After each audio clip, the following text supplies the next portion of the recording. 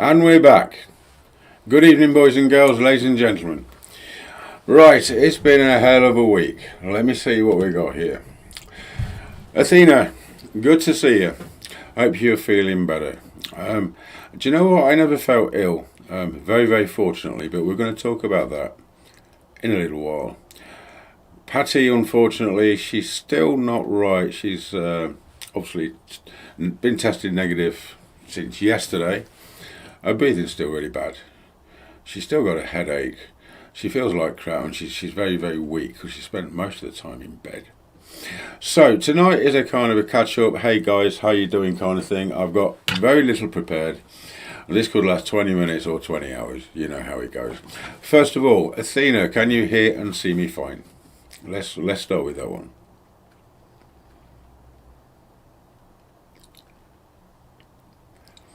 Unlike the other week, when I've been going half an hour just talking to myself, apparently, until my wonderful wife come in and said, "Hey, I can't see you, you're not live." Okay, let's have a look. Athena? Somebody, am I live? Well, no, I'm live. Alive. There we go. George.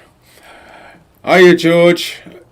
Hello, pal. Okay, so I know that the audio and video is working fine. We can take nothing for granted these days after the other week, like I said, when I was talking to myself for half an hour before my wonderful wife came in and drew that to my attention. Okay, so George, I'm just saying tonight it's nothing really planned. It's just kind of connect. How you doing, guys? Me and Paddy are still alive. I'm absolutely fine. I'm going to get to that in a little while because there might be a little bit of a story about that, which is quite interesting, other than a usual COVID story. Right, so how many people have we got on tonight? Not many, I don't think. Yes, you're alive. Oh, yes, you're alive. Always good to know, George. George, how you doing? What you been up to? Hi, Wild Focus. Do you know what? I'm going to have to find another name for you apart from Wild Focus. I saw and heard you both. Okay, that's good. Wild Focus, thanks for joining as well. I'm just saying tonight, nothing really planned. It's just a bit kind of connect to you lot because, to be honest, it's the last thing I feel like doing tonight because I've got nothing planned. I'm spending the whole week taking care of Paddy, getting pretty much no sleep because Paddy's been not getting any sleep either. So we're just flying by the wire. So it might be 20 minutes, might be 20 hours, like I was saying earlier. You know how it goes. George, I'm doing well. Very pleased to hear it, George. Very pleased to hear it. Let me just get some more medicine. The conditions tonight for communications, guys. And that camera is absolutely terrible. Does it come back in focus? Okay. Half the time, I don't know if it's the camera or my eyes. You know, when we're getting on and you kind of eyes get a little bit unfocused occasionally when you're trying to read. Right, where am I? Let's just try and get a little bit organised. George, I feel fantastic. Apart from being tired, but I felt fantastic since the day COVID hasn't affected me in any way, shape or form. I was actually shocked when I tested positive. I was like, really? Wow. Okay, so judging by the state of Paddy at that time, it would only been positive a day or two earlier. I thought, okay, buckle my seatbelts, I'm in for a ride. But I did say to Paddy, I said, do you know what, this son of a bitch, I don't care. It ain't going to bring me down, because that's the kind of guy I am. I'll work through it. Fortunately, I'm still testing positive. Big, thick, black line. That was yesterday, I'm not bothered today. I've been absolutely fine. There's a reason that could be for that, which I'm going to jump into in a minute. No, it was camera. Okay, good. That makes a change. Right, okay, so tonight, I want to touch on COVID a little bit, which has actually got some relevance to this show. And I don't know, you guys seen anything about the investigation I did for the ITV Studios in London? Have you actually seen that footage on the old channel?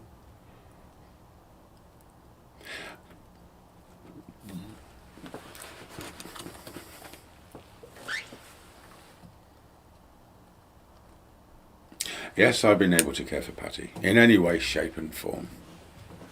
Somebody on Facebook said, hey Don, you need to have a little bell if she needs you. You know what? I am her bell. She doesn't need a bell.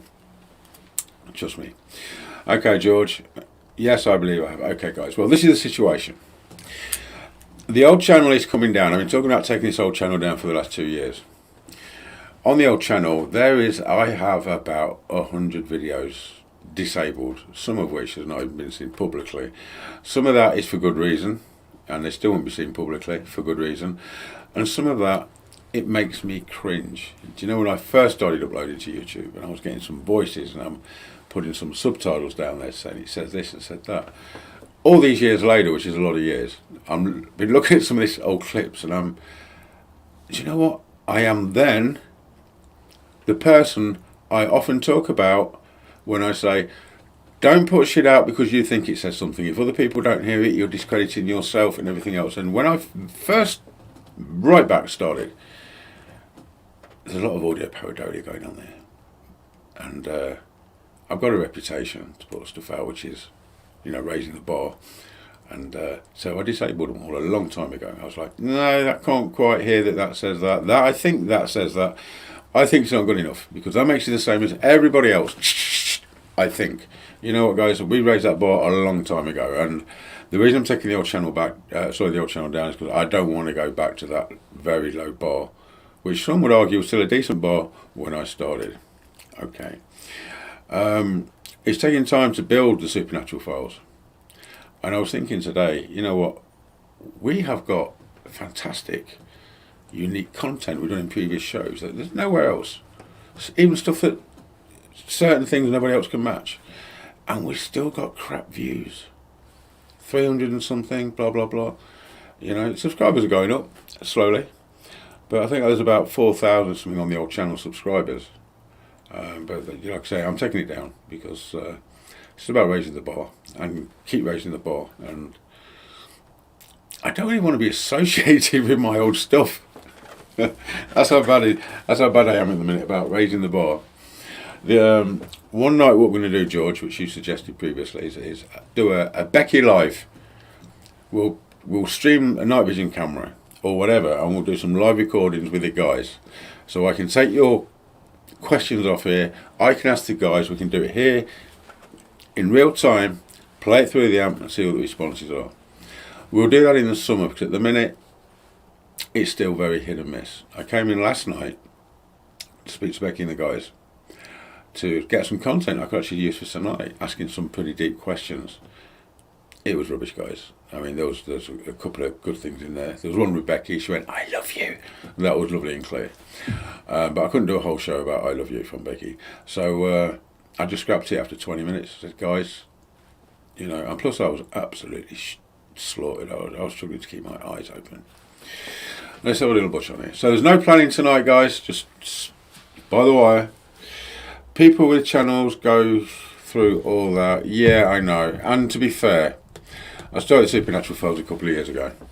It was supposed to be what it is now, and it never was due to other things and life-changing moments and life-changing everything. So I would upload nothing there for 6 months or disappear for pretty much 12 months while I'm getting everything sorted out in America. So I understand that. I understand the channel's lagging behind what it would be if it was as it is now when I started it a couple of years ago. So that's that. Right. This is the thing. Patty's a teacher. She's a para-educator. So she works with children, young adults with lots of different issues and problems, and whether it's speech, movement, both, on a mental well-being and everything else. You know what, it takes a special person to do that, and that's one of the things that attracted me to Paddy. Apart from a beautiful smile and a cocky wit, it's her heart. So she came back. She was due to get the vaccination the following week, and I said to her, "Wait, you had your mask on today?" She went, "Yeah." And then the day before she tested positive, she come back. "Did you have your mask on today?" "No." "Why?" I forgot it was in the car, but I was in the gym." "Okay." The day she left off her mask, that particular day, was the day she got COVID. And I know that because it was the night before last I was in the kitchen. I said, Becky, when did Patty get COVID? And Patty was there. And Becky said, the gym. Makes sense. So then she comes home from work. I give her a loving welcome home kiss, and then the next day, boom. Now, the interesting thing is this. Anyone with 2 brain cells, I don't mean any of you because you've obviously got a full load of brain cells, would realise with what I'm able to do and have done, and my relationship with Becky means that Becky is not what you consider the average spirit. In fact, in the last video she kind of gave a couple of hints and stuff. Which means, yeah, you know what, I've got attributes via Becky because she loves me, which is pretty sweet. But also Becky has obviously got my attributes and what you consider to be the average spirit person. This has made me curious, guys. When I got COVID, now there is asymptomatic people that don't get any symptoms whatsoever. There's people that get mild symptoms where it's a sniffle or like cold symptoms, but it still lasts a few days. I'm not sure what's going on. Well, you know, I kind of am. And there's a big pillow, sorry, not a pillow, you wouldn't want to swallow a pillow. There's a big pill coming up to swallow in about 30 seconds. So it was the day before yesterday. No, the first time I spoke to Becky. I said, I just tested positive. I said, Becky, I'm not having this shit bring me down or putting me in bed. I've got work to do. I need to just do what I need to do. And she went, you'll get through it. Fantastic. Well, at that point, I already knew I was going to get through it. The following morning, no symptoms I was aware of during the night. Following morning, after testing, super positive. It was a thick black line. Oh my goodness me. It looked like someone got a bloody pencil and gone. I woke up in the morning. I got out of bed. And I was like, oh. I actually felt a little bit disorientated and a little bit dizzy. Walked out the bedroom door. Was like, oh.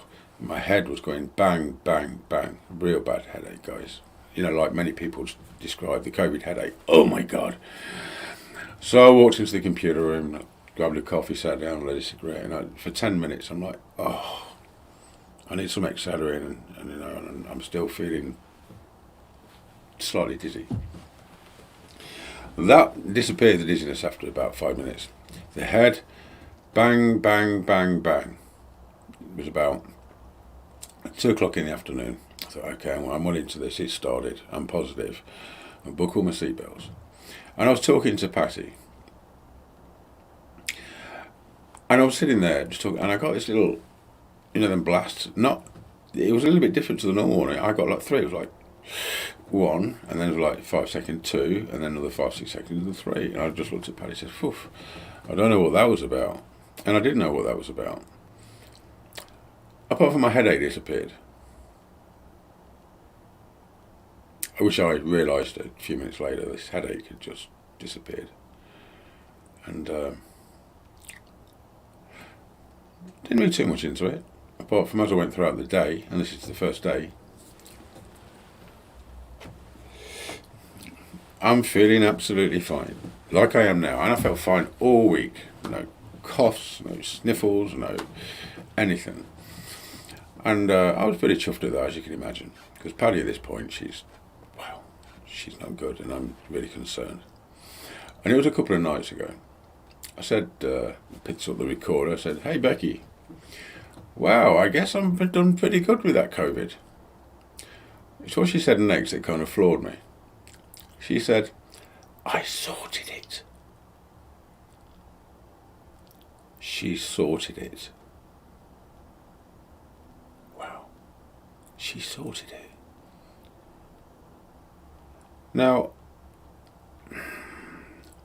but you know what I think? This is what Becky said to me. I've sorted it. That being the case, that is absolutely effing incredible. Again, as to what is possible with this kind of relationship and what beings like Becky are capable of. I've sorted it. All I knew is I felt like shit when I got up. I got banging head halfway through the day. I had 3 blasts. A few minutes later, I realised my headache had gone and I was all right. I mean, this is about my day 8 or 9, and still positive, absolutely fine, no problems. I've sorted it. In fact, on the next show, if I remember, I'm going to play that recording. And I said, Becky, you mean you've sorted it? What, you sorted it? Yes. Wow. I had no idea that was even possible. And I'm sure science or anybody has ever heard of that before. But that would make sense as to why, to all intents and purposes, look, no one has symptoms for half a day. That's the short version. You know, mild symptoms for a few days or whatever, but no one gets up in the morning, has a few symptoms, and they've all gone by lunchtime because they've had 3 blasts. So I don't know about you guys, but wow. And I have absolutely no reason to disbelieve what Becky's saying, because she's never lied or found an untruth or anything wrong in all the years I've known her. I've sorted it. So then that begged a question. Fantastic. The obvious question is this. And again, this was interesting. So Becky, that being the case, why didn't you or couldn't you sort it for Patty? Is that a fair question, playing devil's advocate? Just think about that for a second. I'll just read your comments.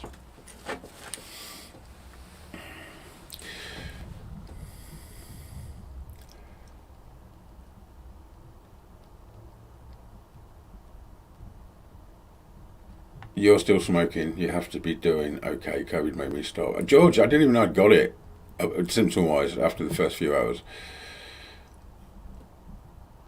George, well, if you can heal a dog, what could you expect? Yeah, but George, what could I expect? Certainly not that, my friend. Now, this is the thing. Let me get back to this. So I said to Becky, so if you sorted it, why could you not sort it for Patty? Now, in all the years of my relationship with Becky, and we've spoken about this often, like with COVID in the 2020, she said to Patty, she got a plane to come back to the US after visiting me in the UK. Don't get on the plane. Fine. She didn't get on the plane. Again, don't go out today. Don't do this, don't do that. Whenever Becky says that, we follow that straight to the letter. Don't even question it. So I did question this. Why couldn't you sort it for Patty? The reply, which has got bigger connotations you can imagine, was, it was her choice. It was her choice. It was Patty's choice not to be wearing that mask that day, and she got COVID. So from that, we can only ascertain that Becky's can intervene to circumvent certain situations, but not alter your choice, which is important, because, you know, without choices in life, what are we? It's a waste of time. If we're not making our own decisions, our own choices, our own routes, paths, decisions, and that's totally out of our hand or can be changed just like that. And I said to Paddy before, I said, you know, when you go to the school and that, you make sure you wear a mask. Because, like, you know what, you bring that back to me and I get it, I don't get a choice. That is the key difference. I didn't get a choice. Becky sorted it. So it would appear Becky can avert certain situations based on, but it's you that makes the choice. It's the same when I came over from the US. I was in another relationship before Paddy, obviously, but ultimately it was me that made the choice. It wasn't Becky that said, I'm going to make you go to America. I'm going to make you fall in love and marry Patty. You know, it's all down to personal choices, which it would appear, to a large extent, very large extent, remain ineffective. They can't change your personal choices to avert a certain situation. Patty, it was her choice. Therefore, it would appear Becky wouldn't or couldn't intervene to change that situation or change that from happening. Absolutely fascinating. So, I'm here today, bright-eyed, bushy-tailed, well, tie-dyed and bushy-tailed, to report that the COVID symptoms I had for 5 or 6 hours before I got the little thing from Becky. And Becky said, I sorted it. Amazing. That means a lot. especially in this day and age, when we've got the worst virus threat to mankind ever, and there will be other mutations, but to know I'm pretty much okay without shots. I didn't even have my shots. I was outdated on my shots. We were going to get them later on, but COVID came home first, so I was outdated on my shots as well. So absolutely fascinating, absolutely incredible. Can never thank Becky enough, and there are no words to describe Becky, but like I said before, I'm sure we've all ascertained that Becky's a lot more than a spirited person. Right.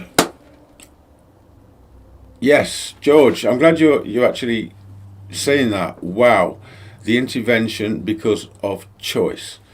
Because that's a lot bigger than it actually sounds when you're just saying it. If you actually think about that, take that in, analyse that, and just absorb it. Choice. You know, we talk about alternate realities, and if you've got 3 roads and each thing alters something else, and so it would appear that Becky was unwilling or not allowed or couldn't change the outcome of Patty's situation because Patty had made a choice, whereby I didn't get a choice. So, absolutely fantastic.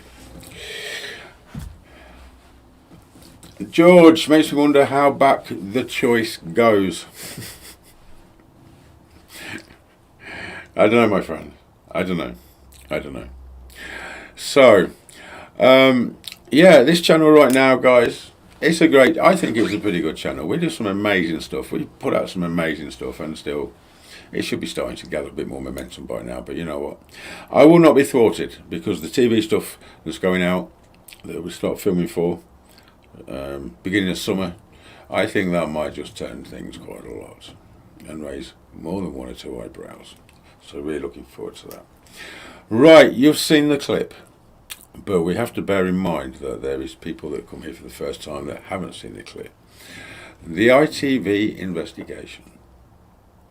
So, we did the whole Gain at Issit thing, the whole Chris French thing, and if you've not seen the re-edited versions, I took the full 3-hour live version down, I think. Anyway, the re-edited version, watch that, skip to the experimental part where Becky's lowering the temperature. It's worth watching for that. Just skip to that. It's incredible. So I did the Gain Receipt thing, and ITV was up then aware of who I was, and I've been on there a couple of times since then. And then I got a call. Don. One of the staff has reported saying a ghost. Okay, a guy sweeping around with a brush. Okay, they think he's a guy called Norman from when this place used to be a brewery. And you know what? Okay, fantastic, but this is the UK, and it would appear to me, I thought straight away, they want something to put together as a bit of fun on a VT. Don's a great guy. We've had him in before. He's safe. Let's get him in. You know, well, they did a great job. They sent a car to pick me up from where I was home at the time. Drove me 120 miles to a top hotel in London. Paid for everything. It was fantastic. It was very nice of them. Paid me well for investigating the studio. I said, "Will you check out the studio?" Yeah, fine. Really looking forward to this. Really excited. This is ITV Studio, you know, this morning. Phil, Holly, everybody. Gino. When I got there, things was a little bit different than what I thought, which is not unusual. Okay, let me jump to the clips first, because there's not a lot on this. There's probably about 6 minutes in total broken down, but there's a few points that I wanted to make on this. Let me just jump on here. Yeah, so first of all, I thought maybe they just wanted something to put on the show. It's ghost, it's entertainment. So this was the first part of the first VT before everything went tits up that went out. It's just approaching 8:30. We've been informed that our car is already outside the hotel waiting for us. That's the wrong one. Let's try this one. Right, guys, just you know what? I'm going to sleep. Phil and Holly are probably tucked up in bed just like you guys are, but this morning's studio, well, that remains eerily quiet. I've been told that this building used to be an old brewery, and the ghost of the caretaker, Norman Grimshaw, still roams these very corridors. I've been sent to gather evidence. Script supervisor Mel Whiffin claims to have once seen Norman one evening. As I was dropping the scripts off into the hub one night, I sort of noticed a presence, but this was a bit more, it was like a shadowy figure sweeping. It really unnerved me. But I wasn't alone. Joining me was paranormal investigator Don Phillips, who arrived early to set up his ghost-busting gadgets. The EMF detector, that will measure if there's any fluctuations in the magnetic field. It's believed that spirits do actually cause that to happen. We've also got various trigger objects all around the studio, and if we do actually get any movement on the trigger objects, that'll also be a bonus. Well, I'm very open-minded, so I'm ready to feel or hear or see something. But at the minute, it doesn't feel right. I think for Norman to present himself, we're going to have to do this. Donna's ghost-busting gadgets. Fantastic. Anyway, and for Norman to present himself, I got to do this. Lights out. So,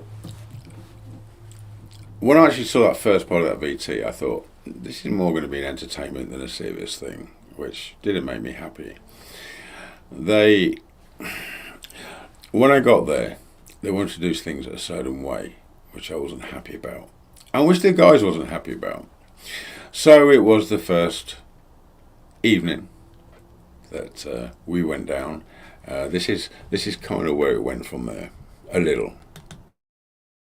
It's just approaching 8:30. We've been informed that our car is already outside the hotel waiting for us to take us back to the studio.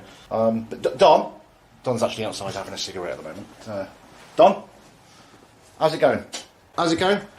The car is downstairs, isn't it? Already. I know. We just literally got in, got changed, quick shave, something to eat, half a coffee. I've got to mention, one thing I do like in this non-smoking place is the window.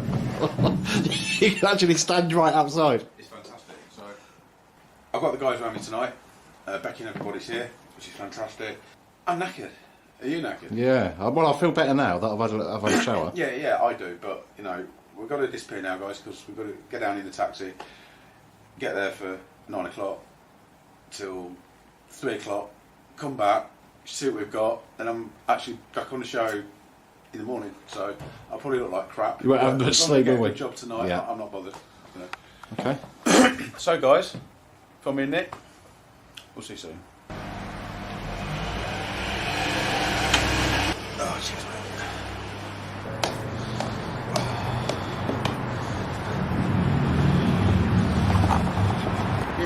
Right, Don. Hello, mate. Sorry. Thank you. Sorry to keep you waiting a little. That's okay. Careful, that is very delicate, my friend. Just got out. Don't get something I use that at my desk. That's no problem, mate. Thank you.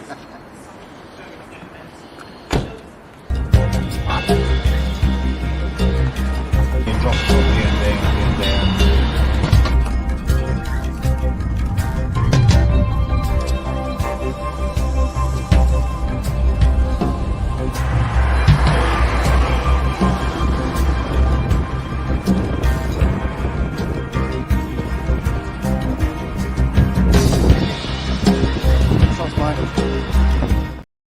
So, set off 2 or 3 a.m. No, sorry, I can't remember what time it was. We set off anyway to finish around about 3 a.m. for me to be back early on the show, really, really early. And like I said, you know, I got the impression they thought this is going to be some fun because I don't think anyone was taking it seriously from the VT. I didn't know if there was Norman the poltergeist, the caretaker from the old brewery there or not, but I thought, well, you know what, it's getting my name out there a little bit. We'll do this. And I was looking forward to it. I got all these ideas, all these things I can set up and everything. I was really going to go to town on this because how many people get the opportunity to investigate ITV Studios in London, where they obviously do the This Morning show. We'd been there for, I'd set everything up. We'd been there maybe an hour or so, and things started to change a little, and they suddenly started to take things a little more serious. Especially when they heard Becky. There was a recording I took with Becky. I said, Becky, what's going on? She said, I'm in the hub and Norman's there. Fantastic. That's the hub part where they do a lot of the live presenting from the show. So this is the next clip, and it kind of freaks them out a little bit from here. Guys, can just be really, just while I play this to these guys just for 1 minute? Is that alright? Because I think they'll like this. I'm in the hub and no one's there. Well, at least we know he's there, which is great. So that's great. Why don't you like it? Because it scares me a little bit, it freaks me out a bit. Is it because it's the unknown? It's because we've been talking about Norman, See, I I can't suppose. actually hear. And I can hear I'm in the that would be a big hub, coincidence, wouldn't it? then there's If it a says word, Norman and, then you I know, hear we're looking there. for Norman. I can't Well, hear So that's Norman. why. If Norman, it said a but- different name, I wouldn't say Yeah, but that. that's the most And prominent also, name in he's that here. sentence. I don't know, that's quite scary, When isn't it's it? deadly Somebody's quiet. there, in there. I'll do it again. I wouldn't walk into there on my own. Can I just say something? Tom just said that someone poked him in the eye. Just now, which is why I had to walk away. That wasn't She me. walked away and giggled. That wasn't me being unprofessional because that's what he just said to It did me. feel like You physically felt it, Tom, yeah? it. Did feel like it, yeah. Can you just not talk to me, Tom? Because I laughed and it's It did- really my bad. eye, I think my eye, I don't know. It did feel like it, but All of a sudden it became a little more real. A disembodied voice, i.e. Becky. I'm in the hub and Norman's there. That sent a shiver down their spine. I was, of course, obviously, I was grinning ear to ear in my head, you know. So, yeah, it started off with, I figured, a little bit of tongue-in-cheek. And then they started to get a little bit freaked out. There's a lot more to that, and there's a lot of bits I didn't actually put in the full video. But, yeah, you know, we could have got so much from that. And if Becky says, I'm in the hub and Norman's there, it means that, whether it's a poltergeist or a spooky guy, irrelevant. Norman is there and he was in the hub, and that is what freaked the producer Tom out. Apart from being apparently poked, or the other guy being poked in the eye, which I thought was pretty interesting as well. So from there, let's have a look where we are. We did the investigation the way they wanted me to actually do it, which I was not 100% happy with. And then we get a call. Oh, we got back to the hotel. I think it was 4 a.m. and I got to be on the show about 6. 2 hours. But then in between that, there's a problem. The 2 cameras, ITV Studio cameras that we were shooting, had no footage. So essentially, it was recording. It got wiped. Totally wiped. 2 independent cameras. Then they put it in 2 separate, not even connected editing consoles, you know, big proper jobbers, to try and retrieve the footage. They both crashed simultaneously at the same time. Now, do you know what? You can be a believer, you can be a skeptic, or you can be a cynic. But what is the chances of 2 cameras losing their footage and the 2 separate editing consoles, each with a version of the footage from each of one of the cameras, both crash at the same time, and they're not even connected? Fantastic. So this was that next bit. We got the call from the producers the next morning. I was absolutely slaughtered. Absolutely slaughtered. Have you got any footage? We haven't got any. Now, in this, I keep referring to it to being night vision footage, but it actually wasn't night vision footage. I think that was just because I'd been up for, wow, so many hours I can't even count. So, can you come down to the studio to see what you've got? We've got to get something for the show this morning, and the show was going out in like 2 hours' time. We'd had no sleep. I think we've probably got about half an hour. So, let's see that next clip. And you know, I totally love this.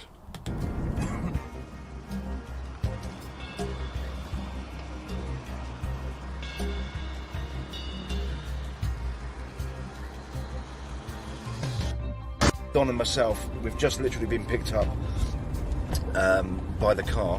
We're on our way back to the London studios right now.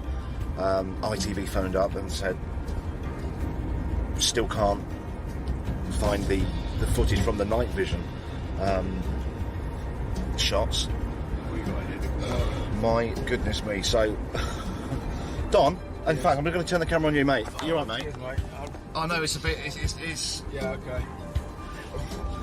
You all right, mate? I've been better, but to be fair, but I know. At least we can get this, you know, see if the camera stuff that I took is okay. Yeah, I mean, it might not be. yeah, you know, we've got nothing to work with. There's all that time and effort gone in, and it just basically says, can you get down here and see if there's any footage you took that you need to fill in to try and create something from. So Crazy. that's where we're off, and Right. this morning already, how did that happen?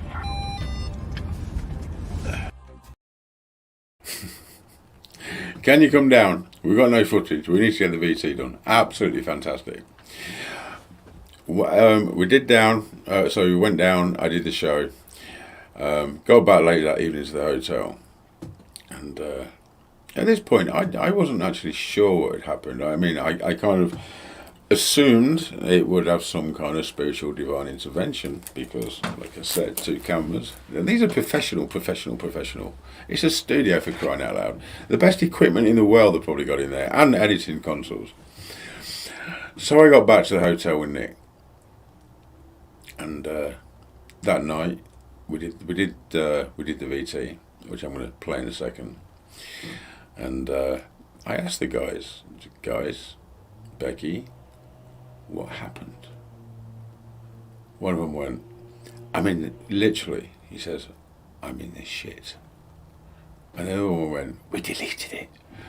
So and then I listened very, very carefully. I could hear them talking about, one of them says, they wasn't happy with the way the thing was handled, the way it was represented, and basically they really wasn't happy that I was under instruction about I've got to do these trigger object things, which they wasn't really into, you know. I don't know, it's, anyway, let me crack on. Let's just check these comments again. So tonight, guys, we're winging it. I'm not going to be long because I'm tired and Suet. Good afternoon. I hope you've not just joined us because it's going to be a short show, because this is a kind of touching base with you fantastic people, showing a few clips about one of the investigations I did previously. Paddy's just getting over COVID. I've been looking after her, so a lot. I'm not been getting any sleep because she's not been getting any sleep. So tonight is not anything spectacular here on the Supernatural Files. What I am going to say is this. This might help us along a little bit. Let me go to this and say, there it is. Let's make it a little bit of a longer show. Call in, questions. In fact, you know what? If you want to come on the show now, tonight, in the next few minutes, hit me up on Messenger, send me an email, ravenmediaproductions@outlook.com. I will send you a link. You can come on the show in a little window next to me. You can tell me about any experiences that you've had. You can ask any questions. You can give your general thoughts on the show, anything you want to see on the show, which I'm not currently doing. And we can do that. And you know, it would be really nice to actually have one of you on the show as a guest. Because I said some time ago, people talk about special guests, and I've lost my cigarette, I think, somewhere. Oh, I know, goddamn, I smoked it. Special people. And I did say at the time, you know what, you guys are special people, because you are a big part of everything. There is people behind the names that pop up on my little list on YouTube. Real people with thoughts. And, you know, just, guys, if you want to call in. If you want to come on the show, email me, ravenmediaproductions@outlook.com. I'll send you a link. I will bring you on here just for 5 minutes. So, you know what, don't be shy. Now's your chance. And I want to hear your stories as well. Because we are struggling for material tonight. Because, like I said earlier, we're winging it. Absolutely no preparation and nothing planned. There we go. There's honesty for you, and that's what you'll always find here on the Supernatural Files. Let's just have a quick look down here. So just got home from shopping. Short show is fine. Oh, give us a call. Come on the show. George, come on. Anybody. Athena, come on. Anybody. You know, just... It's our show tonight while I'm on air. It's scary to be on the show. It is not scary. I'm a nice guy. It is not scary at all. There is no expectations. Anyone wants to come on, you come on. I will lead. You're not going to be sitting there like this. Well, I don't know what to say. It's easy. Trust me on that one. Right, where was I? Let me jump back onto this. Right, so yes, we went down. We did the thing on this morning. Their footage had been wiped off two of their cameras, and when they tried to recover it, both their editing consoles crashed because the guys were not happy. So I go back to the hotel. In fact, you know what? I'm going to play this one first. The morning we went back, they hadn't got any footage. But I was quite surprised because rather than just cut to something else, they actually decided to talk about it on the show. So this is the second part of the VT before I got back and spoke to the guys. But when we came to edit our footage of the night, it was completely wiped.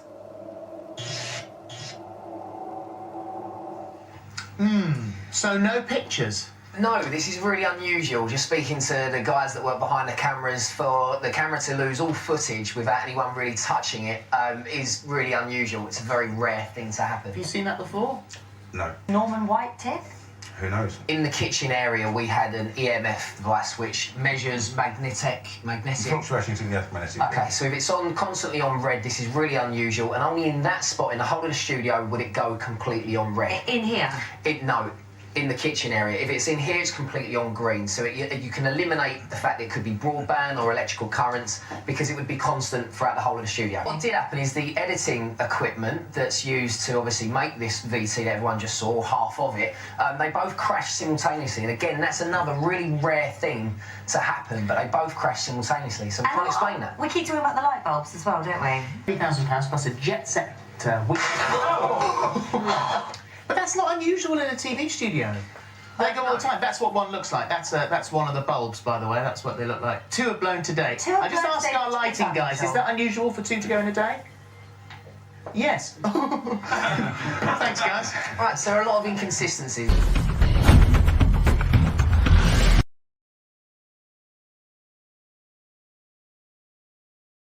Fantastic. You heard it there. 2 editing consoles crashed simultaneously. Now, this is the other thing that they didn't actually put out, which I was a bit disappointed with. When I got back to the hotel room with Nick, I actually said to the guys, a little bit suspicious what was going on. And one of the guys says, I'm in the shits, which is amazingly clear.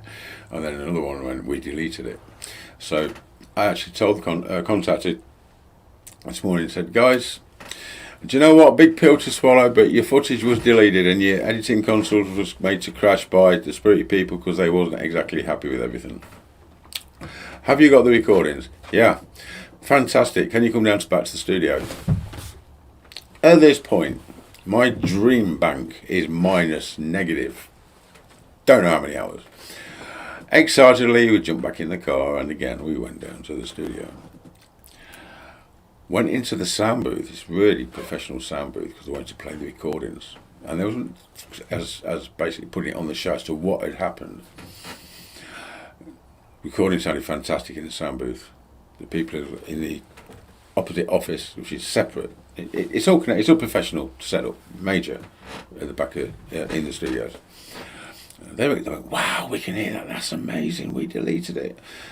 And when they took the sound from the sound booth and you actually hear what they end up with as opposed to just playing it back on the recorder, it was incredible. Needless to say, good old UK, they didn't put it out in the end. They didn't do it because I guess, you know what, I guess that made it all of a sudden serious again instead of entertaining. So anyway, got back to the hotel room. These are the recordings that they actually re-recorded, took from the recorder in the sound booth, you know, instead of just playing from the recorder in the sound booth. They sounded incredible, but I didn't get a copy of them. So we got back to the hotel room, and I've got to say, by this time I had no sleep whatsoever for so many hours, been up day and night. I was slaughtered, so I'm not drunk on this clip. I'm simply almost incoherent at this point. Okay, let's just make that clear. Okay, before I play that for 1 second, comments. Athena, I'm talking to Patty. Athena, good enough. Not a problem. Okay, let's get back to this. Right, here we go. So this is when I got back to the hotel room after they'd done the VT about all the equipment crashing and so forth. Becky, they seem to have mysteriously lost all the footage off the card of what they filmed in night vision, what we was doing.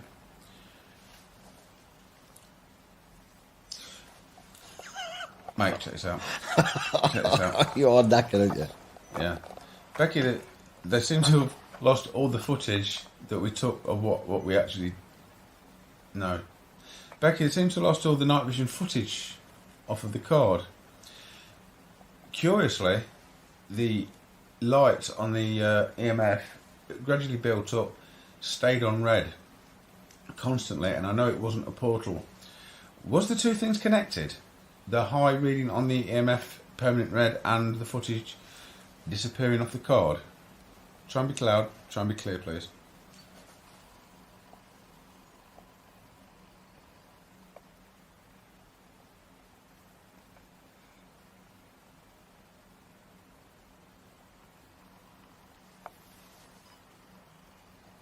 Thank you.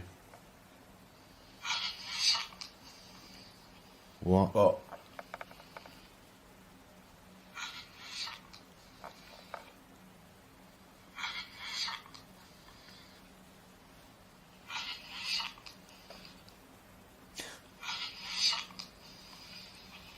Wow.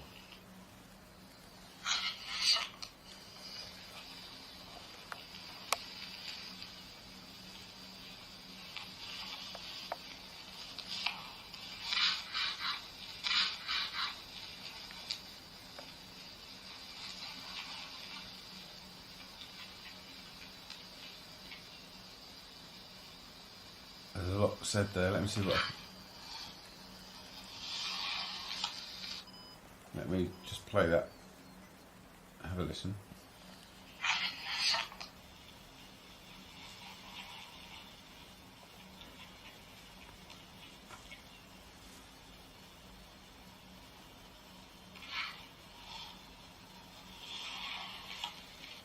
Mate, they deleted it. Fantastic. That's a good. No, that's a good thing. There wasn't. Effectively, from what I can make out, they wasn't happy. Amazing. Blah blah. And then somebody says we deleted it. Wow. Now that I'm going to break that down when I actually put it out on the footage. Yeah.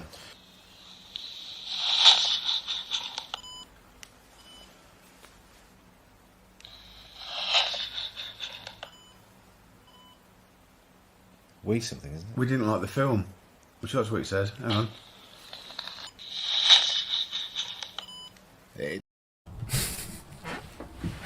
We deleted it. We deleted it. Absolutely fantastic. And I said, you know, they didn't actually put that out. You know, I mean, the shit. Thought that was quite intriguing as well.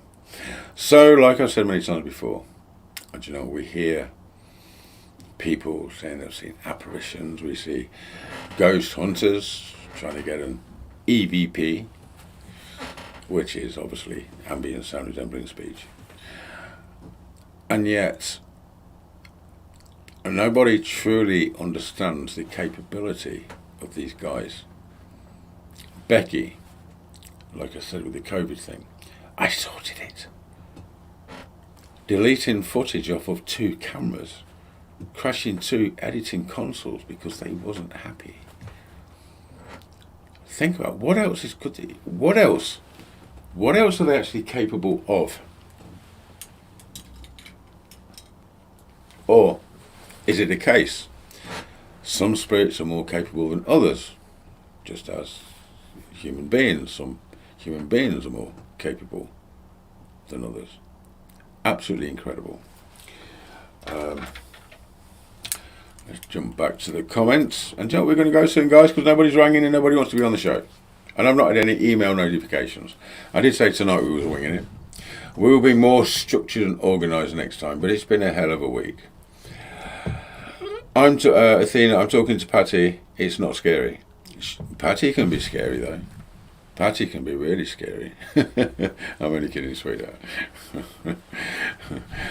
George, I think the fact that EMF was high stayed on red in the kitchen. Yeah, well, this is the thing. The only time the EMF went to red, and it was permanent red, and it wasn't a portal, because I would have felt it wasn't, but there was an energy thing, I could feel that, but I knew it wasn't a portal, was during the time they was filming me doing the trigger objects, etc., which they requested. And right back in that clip, I said, guys, the EMF went bright red, is it connected? I mean, the shit, we deleted it. That is exactly what was going on during that time. Absolutely incredible. Yeah, some spirits are much stronger than other, George. Much stronger. So, George, dig deep. Send me a link. Come on the show. Raven Media Productions at Outlook.com. Outlook.com. Oh, you can call in, George. That's fine. Anybody can. We got low views tonight. I know that already.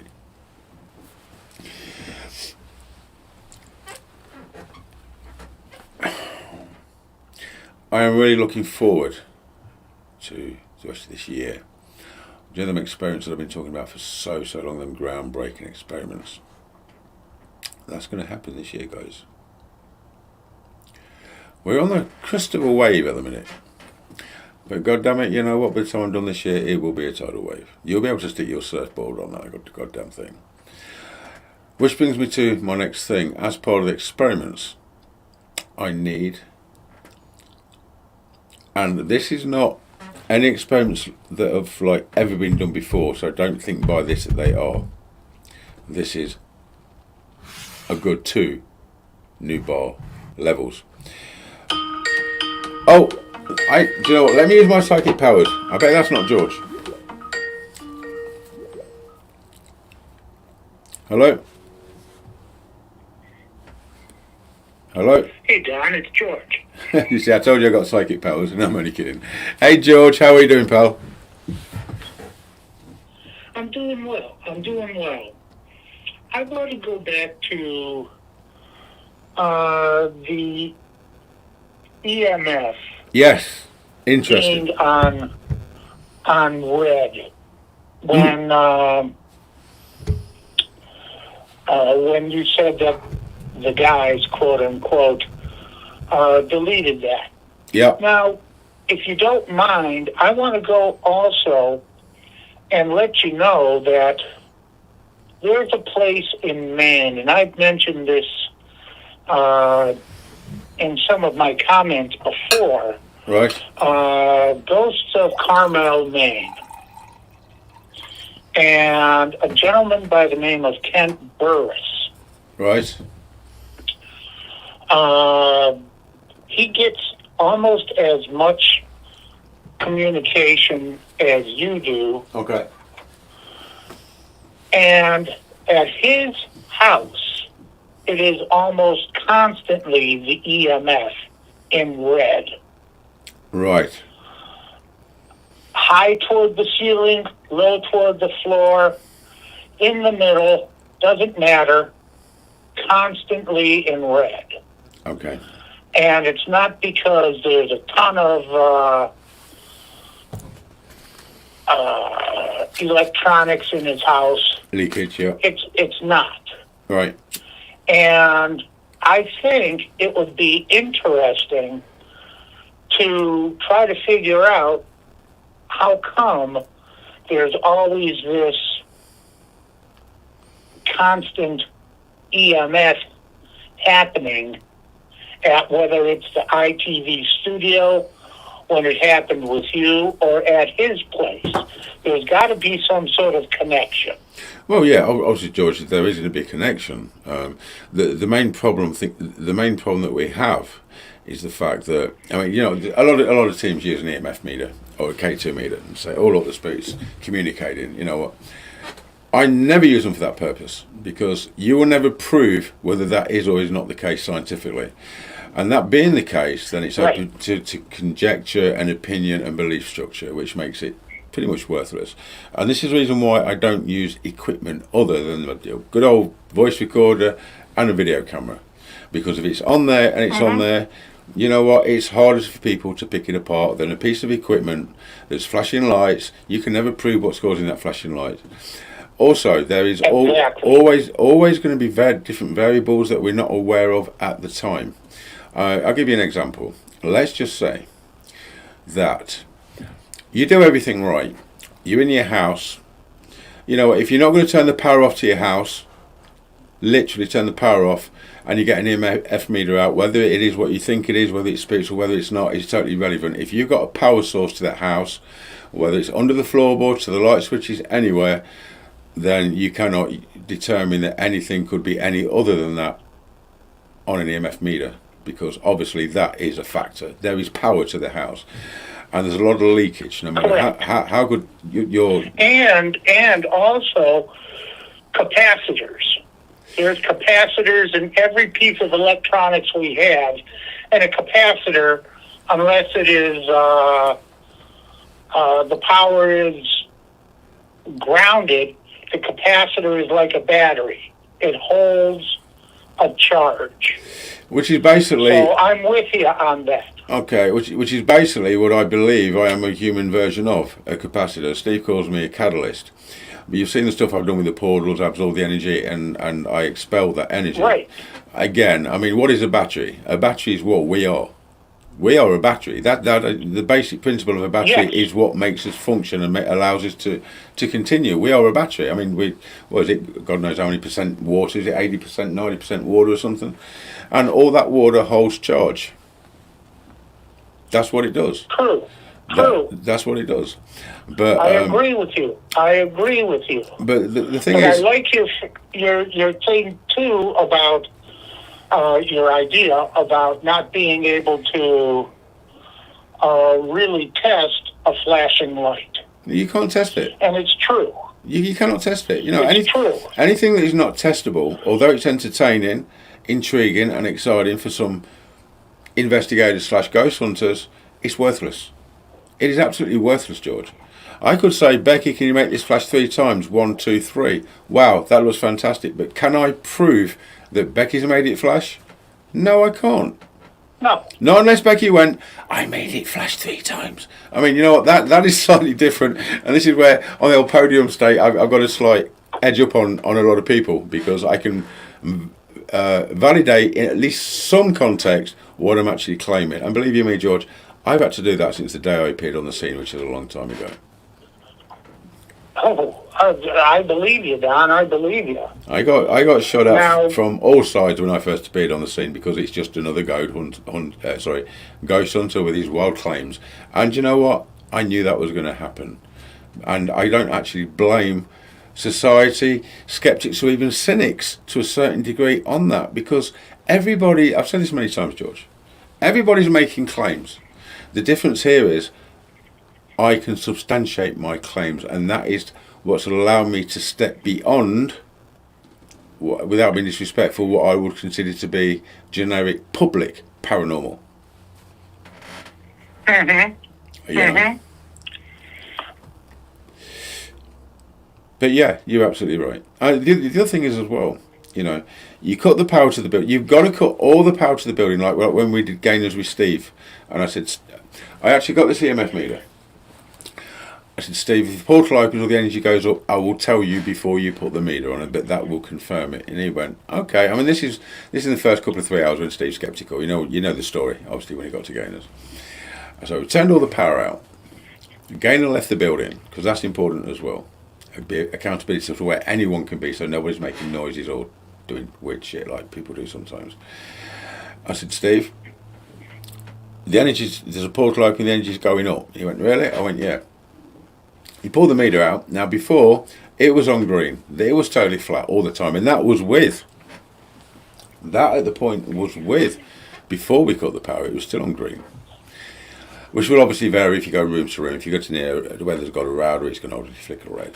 But this instance, it was totally no power. And then he said, really? I went, yeah. And he pulled it out. Bing! There it was. And we did this with the tabloids in the UK when the Sun came round. Now this is the Sun. Now, I'm not a fan of tabloids in the UK at all, because they make a lot of shit up. They misreport a lot of shit. It's all about, you know. So that's why I stopped reporting to newspapers and them calling me up saying, Don, have you got a story for us? No, I just stopped it because I was fed up with being misquoted and things being misreported and me getting shit for it. But the Sun guy, the reporter was there, and he said, oh, there's something about a portal. I said, yeah, it's pretty flat at the minute, but if anything changes, I'll let you know. There's a blog up somewhere online with this guy, the reporter. He actually put it out, which I was really impressed with. So we're going around.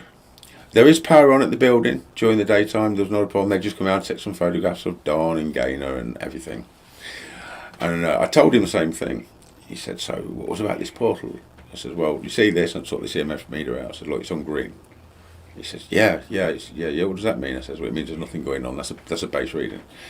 I said, if the portal opens while you're here, I will tell you. You'll pull that out of your pocket, and I gave it him. You put it out of your pocket, switch it on when I tell you to. I'll guarantee anywhere you go, it's red. He says, okay, just totally disbelieving, you know. So we was there about. We was there. Oh, his name was Jack. That's right. We was there about 20-30 minutes. I could feel it building. And wow, it's open. So Jack was still with me. I said, Jack, you know that meter in your pocket that's static, steady on green? He said, yeah. Pull it out, it'll be bright red straight away. Okay, and he took it out, switched it on. Bright red. Wow, how did you know that? I said, because I'm good at what I do, I know what I'm talking about. Now, what do you think of that? He says, yeah, no doubt that. He says, but how do I know it's a portal? I said, well, Jack, you know what? You will not know it's a portal. You've got to take my word for it. Obviously, something's changed between now and half an hour ago. Yeah. I said, tell you what, Jack, well, let's go upstairs. Let's go for a walk upstairs, because I knew it would be strong upstairs. We got halfway upstairs and nobody was talking. And I said, Jack, let's just not speak. Let's just walk quietly, just see if we can hear anything. We got halfway upstairs. This female voice came straight out of the air. No recording, nothing, and just went, Jack. This guy stopped on the stairs. His eyes were big as this, and he crapped himself. He literally crapped himself on the spot, and he went, what was that?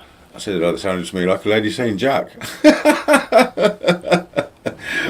But this guy actually put this in his blog, which is absolutely priceless, you know. I will try and find it online. I can remember his surname. He's a reporter from the Sun. He was called Jack. They didn't put that in the story, or did he? I can't remember now. I think he might have done actually, but that was quite a moment. Skeptic reporter. It's like, oh, we're here to take some photographs and have a fun story. Jack, absolutely fantastic. So yeah, the EMF meters used in that context are very, very important. As I've used them in the video, you know, you probably saw the Demon Hunt one, where I said there's a portal building, and every 3-4 minutes it went red, dissipated, came back, and I said at that point, if it comes on, stays on for quite a long time, the portal's open. From that point, we got voices all over the place, and it was exactly the same at Tutterby Castle. As soon as that portal opened, the voices were all over the place. Prior to that, it was rubbish at Tutterby Castle. It was kind of... But as soon as it opened, woof. So yeah, you know what, George? You're absolutely right. The problem we've got is, I guess, scientifically trying to work out what this energy is. Now, this TV production thing I'm involved in, which we're shooting in the beginning of summer, which obviously you're aware of, and going out later that year, that is a major platform, a major deal. Now, this is the thing. We're going back to, or hoping to get back to, the Tutterby Castle. If there's a portal opens, and I'm there, and the cameras are rolling, my goodness me, that's going to be absolutely fantastic. They're talking about all sorts of... Don. Huh? It would be fantastic to see. Well, they're talking about at the minute. Me and Steve wants to do an experiment where they wire me up, ECG, helmet, God helmet, probes all over my skin, what's happening to my body and everything when I get one of these blasts. absolutely fantastic. So when I had the production meeting, they came over to see me. The couple of producers, executive producers, came over to see me 3-4 weeks ago. I mentioned this. She said, "Yeah, we should do that, George. If we do that, it is game over. I can't prove it is spiritual energy, but science can't prove that it's not. And for lack of a better explanation, if I'm predicting something's happening and then there's a result of what I'm predicting, a confirmation, and they've got no answers, and then my answer has actually got to obviously be credible in some way. You know, we don't know what this spirit energy is. I do know it's alien to the body, totally alien to the body. The first time I stood in front of the portal in Gainer's kitchen, I know you've seen that photograph. It was it was incredible. And do you know what? But it felt so unhealthy, alien to me. But I didn't want to get out of it at the same time because it was a rush. It was fantastic. And then when we got this at the Tutby Castle, oh my goodness me. I've actually had one since stronger than the one at the Tutby Castle, which I'm not going to go into details now, but Paddy got scared, frightened, because it was insane. I'm not going to go into that now, George, because I'm conscious of your telephone bill, my friend.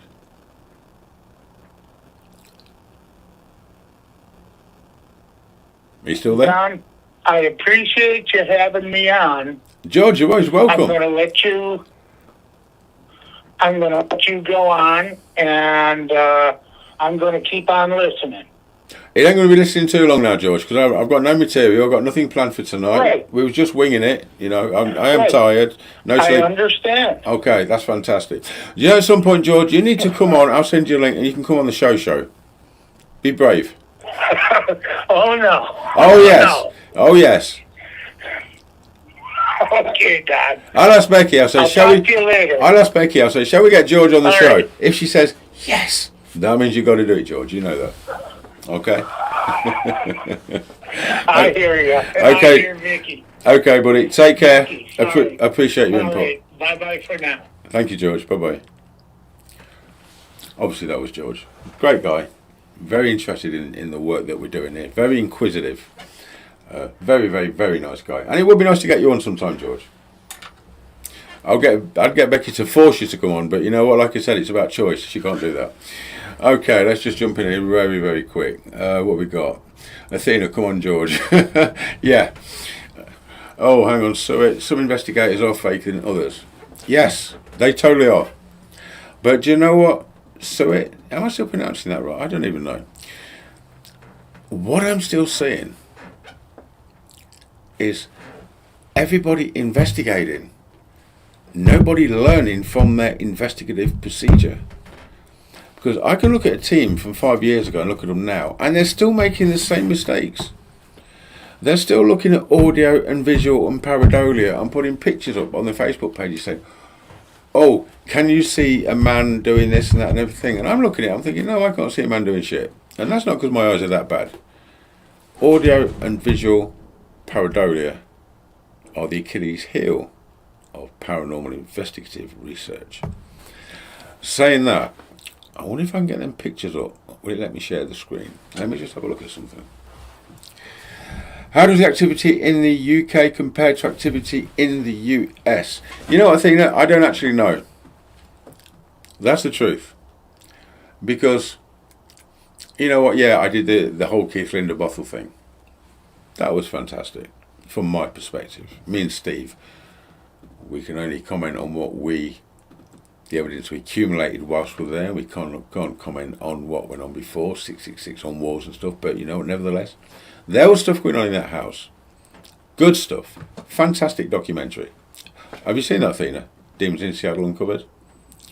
I'll leave you a minute to answer that. In relation to how does it compare? Well, I'm not going to be funny, but we've got more history than you. Cough.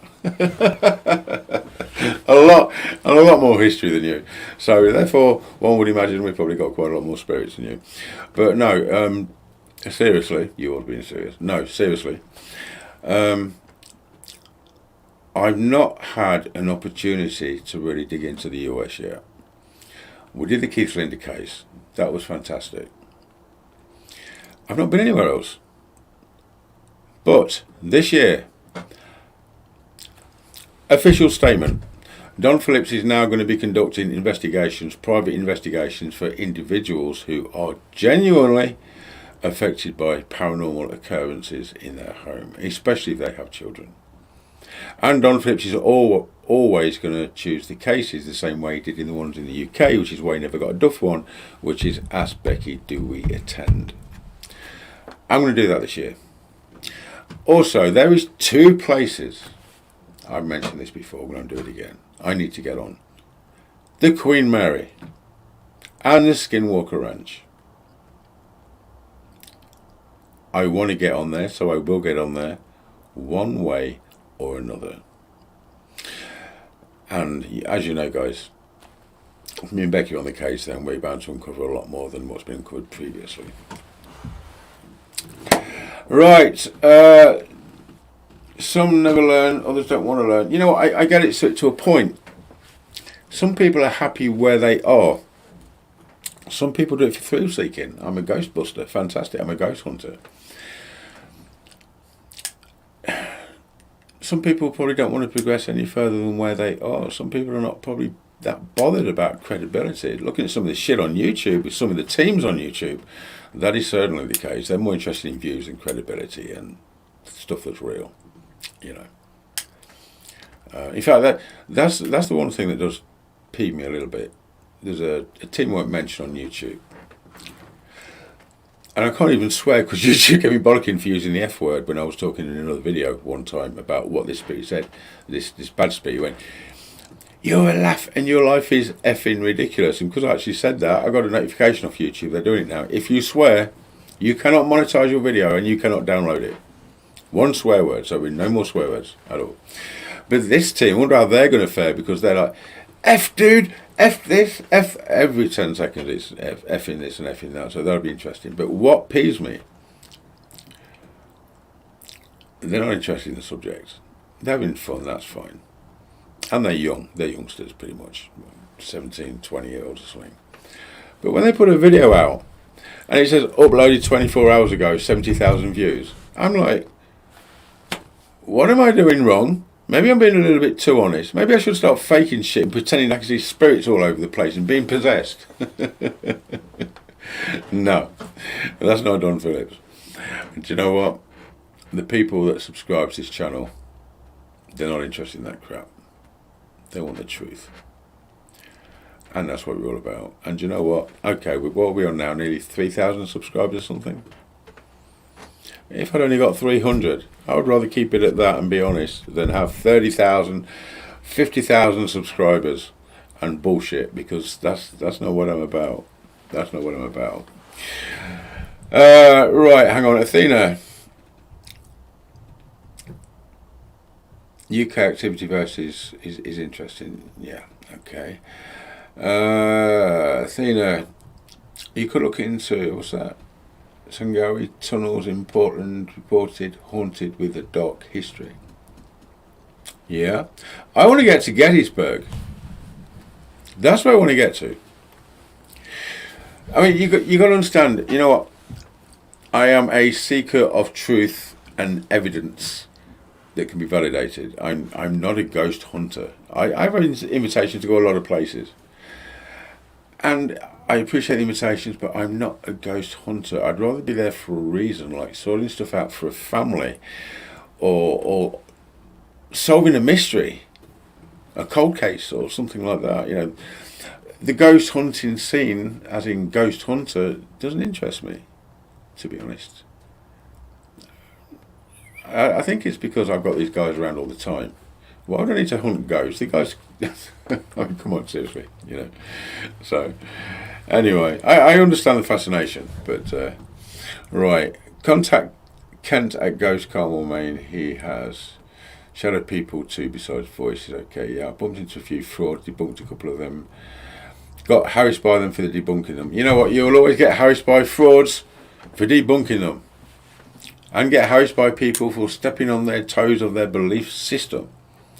Because this world is full of belief systems, religious connotations, you know, and this is another reason science doesn't want to get involved. it steps on too many people's toes. When it comes to religion and belief systems, who's right? You know, Buddhists, you know, sort of India, just anything. Everyone's got their own belief system, structure, and to all of them, theirs is the one. Everybody else is wrong. Newsflash, pretty much everybody's religion is wrong. To a point. I'm not dissing religion. Although I do have to say, people have said, Don, what's your religious beliefs? My religion is me. My religion is based on what I've ascertained and facts rather than what I've read and which has been misinterpreted, rewritten, misconstrued over the years. Do I believe in God? Like a lot of people, as a depiction of God, I'm afraid I have to say absolutely not. Do I believe in a higher being, which we could call God, like a creator, an entity, a spirit of great magnitude of power and things? Yes, simply because I know there is a hierarchy. And certain things that Becky said to me in the past kind of blew me away. Years ago, I said, Becky, what came first, spirits or people? Spirits. Spirits came before people. Spirits. Spirits is on natural form. So that kind of makes us a little like Invasion of the Body Snatchers. This is not our natural form. Our natural form is spirits. And many times spirits have said to me, we're not dead. They don't believe in death. Spirits do not believe in death. To them it's a continuation of life. Spirits, back to earth, spirits. However that works, in whatever, this camera's rubbish, mysterious way. And then Becky said, right at the beginning, and this is where I started to get really intrigued and a little bit confused. She spoke about the war in heaven. The war in heaven, which is pretty biblical. As defined by the Bible, I probably think not. But the war in heaven. And what is heaven? What is heaven? We've got a depiction of heaven, but that's a human depiction. That is an opinion. That is an agenda. Heaven is a label that Becky uses to suggest there is another place where they can go. That's as far as I've got with heaven. At that time, Becky disappeared for a long time. And she sent Jonathan to help me. And then she suddenly popped up and went, did you miss me? Becky, where have you been? I had to go to heaven. Wow. So heaven's a place? Obviously. What kind of place? Probably something different to we can imagine. Are they just using that label to let us know there is another place that we associate with another place called heaven? One thing is, and I also asked Becky, Becky, is there animals and trees or anything in this heaven? Yes. That's interesting, because do you know what? Forget about the biblical connotations of heaven. Let's look at heaven as maybe the 11th dimension. You ever think of that? What if heaven... There's 11 dimensions, we know that. What if heaven is the final destination, the 11th dimension? Interesting. Do you know what? As the year progresses, the conditions improve. I'm going to be digging deeper than ever before on gathering information to put forward out to you guys. My only disappointment is we haven't got 50,000 subscribers, so a lot of this information is wasted. It's probably not going to get any further than you guys right now, which is a great shame, because this is the truth, this is the information, this is the answers to questions people have been searching for a whole eternity. And we can get them all here on the Supernatural Files, and yet there's just you guys, you regular guys, that will actually know the truth. Everybody else will carry on with blinkered vision, totally oblivious, not having a clue, which is pretty sad. Let me just drop back on here.